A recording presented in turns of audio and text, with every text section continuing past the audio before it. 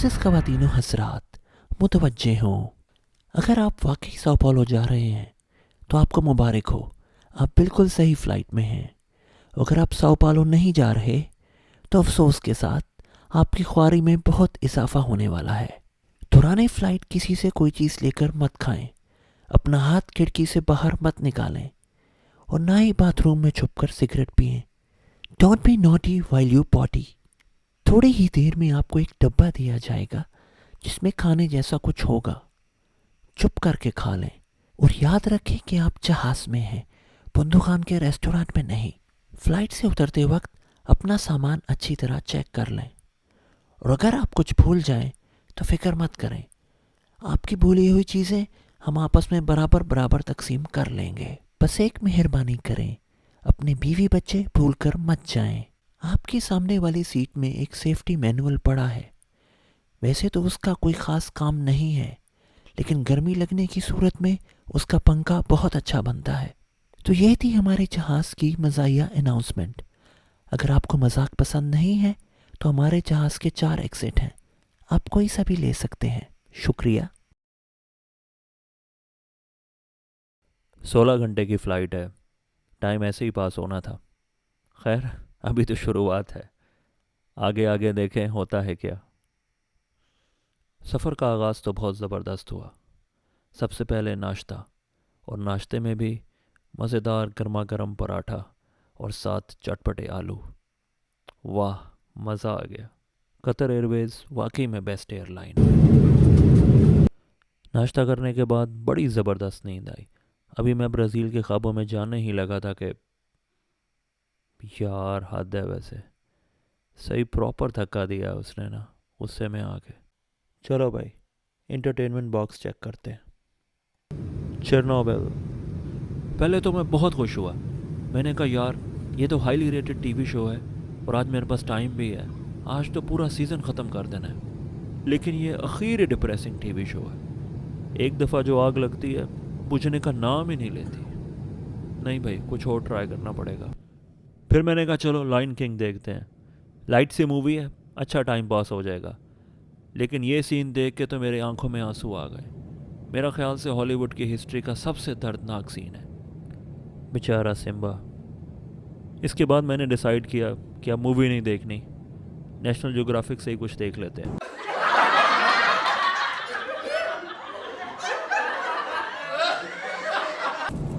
इसी शुगल में लंच का टाइम हो गया। फ्राइडे का दिन, गर्मा गर्म बिरयानी, अमेजिंग। और ये जो साथ चमकता हुआ गिलास है ना भाई, ये जिंजर एल है, कुछ और मत समझना। इस सफ़र की सबसे अच्छी बात यह हुई कि मैं अपने साथ BBC वर्ल्ड सर्विस का ये पॉडकास्ट द असैसिनेशन डाउनलोड करके रख चुका था।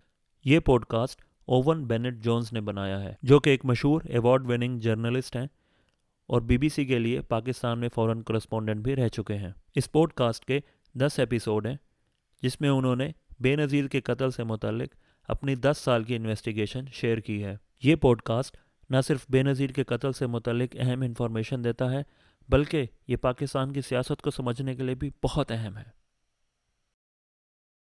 चलें जी, अपनी फ़्लाइट की तरफ वापस आते हैं। आखिरी कुछ घंटे रह गए थे। मैंने सोचा कि क्यों ना कम्प्लीमेंट्री वाईफाई यूज़ कर लें। ईमेल चेक की, घर वालों को मैसेज किया, फेसबुक पे चेक इन दिया और फिर लैंडिंग की तैयारी शुरू। क्या ही खूबसूरत मंजर था। जहाज़ sao पाउलो लैंड कर रहा था। सफ़ेद ऊंची इमारतों का एक जाल बिछा हुआ था। तभी तो इस शहर को एक कंक्रीट जंगल कहते हैं। अल्हम्दुलिल्लाह, इमिग्रेशन से स्मूथली गुजरते हुए हम लोग sao पाउलो पहुंच गए। sao पाउलो ने हमें वेलकम करने के लिए पूरी तैयारी की हुई थी। ठंडा मौसम और साथ बारिश, इससे अच्छा स्टार्ट और क्या हो सकता है। और सारे रास्ते हम यही बातें करते गए कि ब्राज़ील का वीज़ा कितनी आसानी से लग गया। और उसके बाद जब हम यहाँ पर पहुँचे तो इमिग्रेशन में भी कितनी आसानी थी, किसी ने कोई तंग नहीं किया। मेरे ख्याल में यही डिफरेंस है नॉर्थ अमेरिका में और साउथ अमेरिका में, कि साउथ अमेरिका में टूरिज़म के लिए एनवायरनमेंट बहुत ही फ्रेंडली है। इस सारी डिस्कशन में पता ही नहीं चला और हम लोग अपने होटल पहुँच गए। ये है जी मट्सुबारा होटल। जैसा कि आपको अंदाज़ा हो गया होगा कि इसका नाम जापानीज़ है। शुरू में मुझे भी हैरानी हुई, लेकिन जब गूगल से पूछा तो पता चला कि sao पाउलो में 1.6 मिलियन जापानीज़ रहते हैं, यानी 16 लाख। तभी तो हर तरफ माउंट फ्यूजी और चेरी ब्लॉसम की तस्वीरें थीं। मेरा ख्याल से प्राइस के लिहाज से ये बहुत अच्छा होटल था। भूख बहुत लगी हुई थी। बाहर जाके खाना ढूंढने के बजाय हमने सोचा कि होटल से ही खाना खाते हैं, तो बस सैमन ऑर्डर की। उसके साथ उन्होंने ब्रोकली, अजीबोगरीब से चावल और आलू की टिक्कियाँ पकड़ा दी। हमने कहा जो भी है ठीक है, रात गुजारनी है, खा लेते हैं। रात को एज़ यूजुअल नींद ही नहीं आई। एक्साइटमेंट में आंख खुल गई, तो बस फिर अपने आप को थोड़ा सा स्ट्रेच किया, कपड़े चेंज किए और sao पाउलो देखने के लिए तैयार हो गए। सुबह सुबह का वक्त था। मैंने सोचा किसी पार्क में चलते हैं। जब गूगल पर मैंने नियरेस्ट पार्क सर्च किया तो उसमें आइबीरापुएरा का नाम सामने आया। मैंने कहा ठीक है, यही पार्क नियरेस्ट है, तो जॉगिंग के लिए चलते हैं। लेकिन मुझे ये नहीं पता था कि ये साउथ अमेरिका का सबसे मशहूर पार्क और sao पाउलो की टॉप डेस्टिनेशन है। लेकिन जब मैं पार्क के एंट्रेंस पे पहुंचा तो मुझे यह एहसास हो गया कि वाकई में ये कोई आम पार्क नहीं है। sao पाउलो जैसे बड़े और बिजी शहर में ये इमेजिन करना कि इसके सेंटर में एक इंतहाई खूबसूरत पार्क होगा, थोड़ा सा मुश्किल है। sao पाउलो के लिए ये पार्क उसी तरह है जिस तरह सेंट्रल पार्क न्यूयॉर्क के लिए। पार्क में एंटर होते ही हमें चाको चौबंद नौजवानों का एक ग्रुप नज़र आया, जो अपने कोच के साथ बड़ी डेडिकेशन से ट्रेनिंग कर रहे थे। ट्रेनिंग और एक्सरसाइज का ये सिलसिला सिर्फ इसी ग्रुप तक महदूद नहीं था। आप पार्क में जिस तरफ भी देखें, आपको मर्द, औरत, बच्चे, बूढ़े सभी एक्सरसाइज करते हुए नज़र आएंगे। ये सिर्फ हम लोग ही थे जो कैमरा लेकर तस्वीरें बनाते फिर रहे थे। लेकिन हम लोग भी गलत नहीं थे। ये पार्क था ही इतना खूबसूरत कि दिल करता था हर कोने की तस्वीर लें, हर मंजर की वीडियो बनाएं। जैसे कि ये गुलाबी फूल, बिल्कुल ऐसे ही लगता है जैसे आप चेरी ब्लॉसम देखने जापान में आ गए हैं। आपको पहले भी बताया था कि sao पाउलो में एक बहुत बड़ी जापानीज़ कम्युनिटी है। इसी सिलसिले में इस पार्क में भी एक जापानीज़ पवेलियन बनाया गया है और सुना है वहाँ पे असल चेरी के दरख्त भी मौजूद हैं, लेकिन हमारी किस्मत आज वो बंद था। इस पार्क की खूबसूरती को चार चांद लगा रही थी ये झील, और इस झील की खूबसूरती में इजाफा कर रहे थे ये ब्लैक स्वान।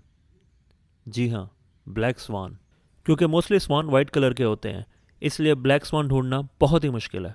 ब्लैक स्वान सुनते ही मेरे जहन में नेटली पोर्टमैन की मूवी आती है, जो कि एक साइको थ्रिलर था और ऑस्कर के लिए भी नॉमिनेट हुआ था। या फिर दूसरी तरफ आपके जहन में ब्लैक स्वान थ्योरी आती है। ब्लैक स्वान बेसिकली एक तशबीह है जो एनिमेंट्स के लिए यूज़ की जाती है, जो बिल्कुल अचानक होते हैं, जिनका इम्पैक्ट बहुत ज़्यादा होता है और उन्हें प्रेडिक्ट करना बिल्कुल इम्पॉसिबल है, जैसा कि 9/11। ब्लैक स्वान्स का ये व्यू एंजॉय करें, उसके बाद हम आपको और भी परिंदे दिखाते हैं।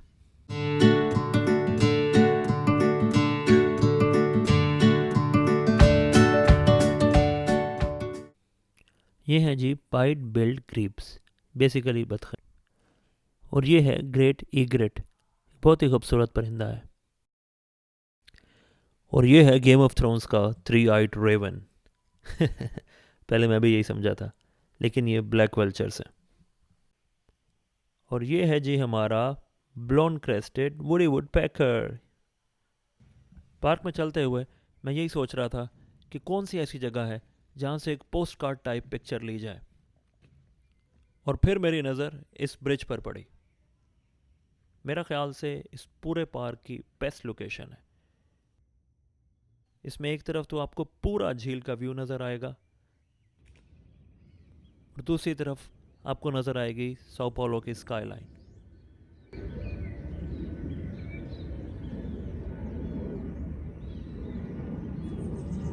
गूगल पे अगर आप sao पाउलो की बेस्ट पिक्चर सर्च करें तो उनमें से ज़्यादातर में आपको यही व्यू दिखाई देगा, और हमने वो व्यू आपको दिखा दिया है।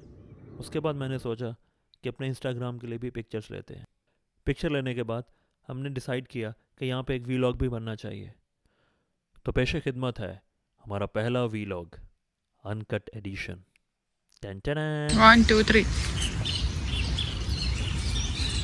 इस वक्त हम इबेरापुएरा पार्क में खड़े हैं। sao पाउलो का बहुत प्यारा और मेन पार्क है। हमारे पास दो ऑप्शन थी, या हम सारी रात सोते रहते या जो है सुबह सुबह उठ के हम इस पार्क को कवर कर लेते हैं। तो हमने वही किया जो करना चाहिए था। हम लोग सुबह सुबह यहाँ पर आए हैं, बहुत प्यारा मौसम है। ब्राज़ील की सबसे बड़ी बात यहाँ की बायोडाइवर्सिटी है, और आपको हर जगह पे नज़र आएगी बायोडाइवर्सिटी। आप दरख्त देखें यहाँ पे, जानवर देखें आगे in the deepest part of the planet. पहला वीलॉग हमेशा यादगार होता है, और इस वीलॉग में भी ऐसी बहुत सी चीज़ें थी जो मैं कभी नहीं भूलूंगा। इस वीलॉगिंग के दौरान ही बारिश शुरू हो गई, और आहिस्ता आहिस्ता बारिश ने ज़ोर पकड़ लिया। लेकिन ये तेज़ बारिश भी हमारे हौसले पस्त ना कर सकी। हमने डिसाइड किया था कि हम पूरे पार्क का चक्कर लगाएंगे, और हमने अपना चक्कर पूरा किया, क्योंकि ऐसी अपॉर्चुनिटी बार बार नहीं मिलती।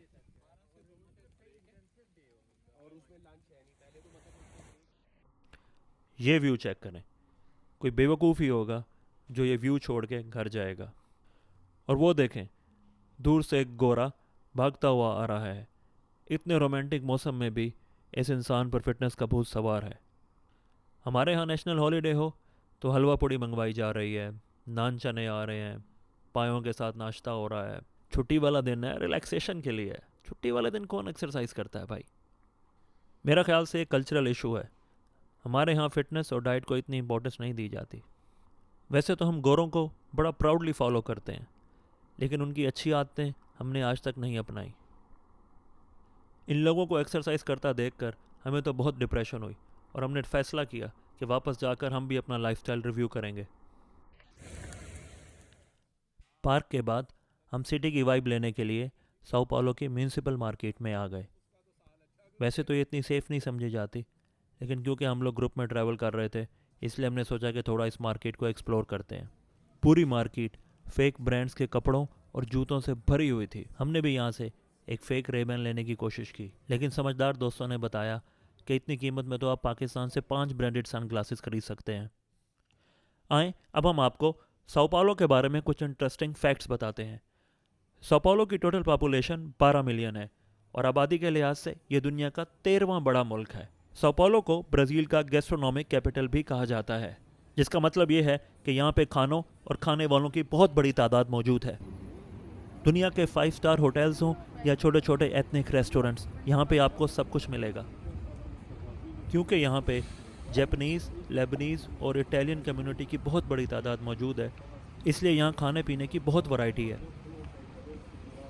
साओ पाउलो शहर की नाइट लाइफ ब्राज़ील के टॉप एक्सपीरियंसेस में से एक है। अगर आपको मौका मिले तो ज़रूर एंजॉय करें। इसके बाद हम लोग आ गए साओ बेंटो, जो कि 16वीं सदी का एक बहुत पुराना चर्च है, और उसके साथ ही एक बहुत ही कदीम मोनास्ट्री है। इस चर्च की ख़ास बात इसके अंदर शीशे का काम है, जो कि इंतहाई महारत और बारीकी के साथ किया गया है। साओ बेंटो ब्राज़ील का बहुत पुराना और मुक़द्दस चर्च है, और इसकी मोनास्ट्री सदियों से लोगों को फ्री एजुकेशन दे रही है। इसके बाद हम लोग आ गए पॉलिस्टा एवेन्यू। ये साओ पाउलो का सबसे बिजी एरिया है। इस एवेन्यू पर बहुत से शॉपिंग मॉल्स और म्यूज़ियम हैं। अगर आपके पास टाइम है तो बिल्कुल मत सोचें, इनमें से किसी एक में घुस जाएं और साओ पाउलो का ट्रू एक्सपीरियंस एंजॉय करें। इसके बाद हम लोग आ गए एल्टीनो एरेंटिस बिल्डिंग, जिसका पुराना नाम बेनेस्पा है। ये ब्राज़ील की तीसरी हाईएस्ट बिल्डिंग है। इसके 35 फ्लोर हैं और इसकी हाइट 161 मीटर है। हर साल हज़ारों लोग साओ पाउलो शहर का पैनोरामिक व्यू लेने के लिए यहाँ आते हैं। ये है जी साओ पाउलो, कंक्रीट बिल्डिंग्स का एक वसी जंगल।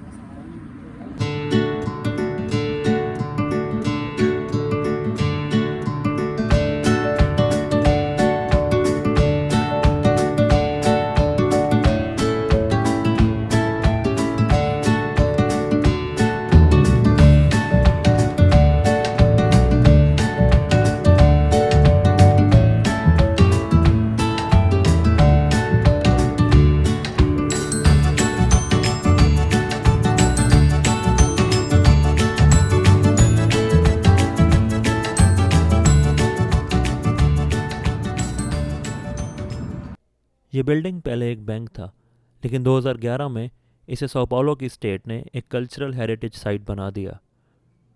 तो अब इस बिल्डिंग के ज़्यादातर फ्लोर्स पे कोई ना कोई एग्जीबिशन हो रही होती है। हमें आर्ट से कोई ज़्यादा दिलचस्पी नहीं है, लेकिन अच्छा होता है किसी नई जगह पर आएँ तो म्यूज़ियम और एग्जीबिशन का चक्कर लगा लेना चाहिए। कभी ना कभी कोई ना कोई काम की चीज़ मिल ही जाती है। जैसा कि ये बीबी जो तमाम लोगों से अपना मुंह छुपाए वहाँ बैठी थी। ये पेंटिंग ब्राज़ील के मशहूर पेंटर एमेलियानो डी कैवलकेंटी ने बनाई है। 1970 में बनाई गई इस पेंटिंग का नाम मोलाटो वुमेन इन चेयर है। मोलाटो उसे कहते हैं जिसका एक पेरेंट वाइट और दूसरा पेरेंट ब्लैक रेस से ताल्लुक़ रखता हो। मोलाटो स्पेनिश ज़बान का लफ्ज़ है जो कि असल में अरबी ज़बान के लफ्ज़ मुवल्लद से निकला है जिसका मतलब है हाइब्रिड। अंदलूसिया में मुवल्लद उन यूरोपियंस को कहा जाता था जो मुसलमान पैदा नहीं हुए थे लेकिन बाद में मुसलमान हो गए थे। Very interesting. सारा दिन घूमने फिरने के बाद हमें बहुत ज़बरदस्त भूख लगी हुई थी और हमने सोचा कि किसी अच्छे से हलाल रेस्टोरेंट पर जाकर खाना खाते हैं। हमने सर्च की तो बहुत ही कम हलाल रेस्टोरेंट थे साओ पाउलो में, लेकिन लकीली हमें एक हलाल रेस्टोरेंट मिल गया। वो था बैते हलाल। ये रेस्टोरेंट साओ पाउलो की मुस्लिम नेबरहुड में है और इसके साथ एक छोटी सी मस्जिद भी थी। नाइस। ये एक लेबनीज़ रेस्टोरेंट था, लेकिन मज़े की बात यह थी कि यहाँ पे मालिक और उसके वेटर्स को ना इंग्लिश आती थी, ना पोर्चुगीज़ और ना ही अरेबिक। इस नाजुक सूरत हाल में इस सिंगल पेज मेन्यू कार्ड ने हमारी बहुत मदद की। लेकिन खैर हमारा ऑर्डर भी सिंपल था। हमने लेना था शिश ताबूक, मिक्स बारबेक्यू और हुमस, साथ एक कोका कोला। That's it. आराम से पेट भर गया। अब हम तैयार हैं अपनी फ़्लाइट के लिए। मेरा ख्याल है कि मैंने आपको अभी तक नहीं बताया कि हम जा किधर रहे हैं।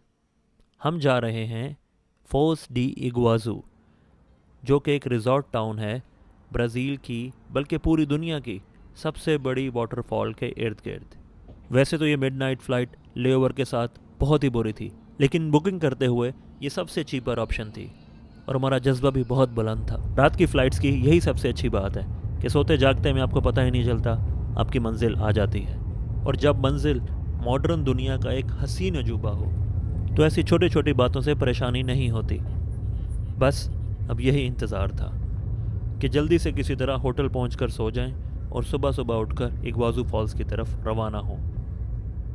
चलें जी, हम होटल पहुंचकर रेस्ट करते हैं क्योंकि कल का दिन बहुत ही थ्रिलिंग दिन है। मिलते हैं इग्वाज़ू फॉल्स पे। अगर आप भी मेरी तरह आवारगी के इस जज्बे से बेचैन हैं तो आए हमारा साथ दें, क्योंकि आवारगी का ये सफ़र अभी जारी है। मिलते हैं ब्रेक के बाद।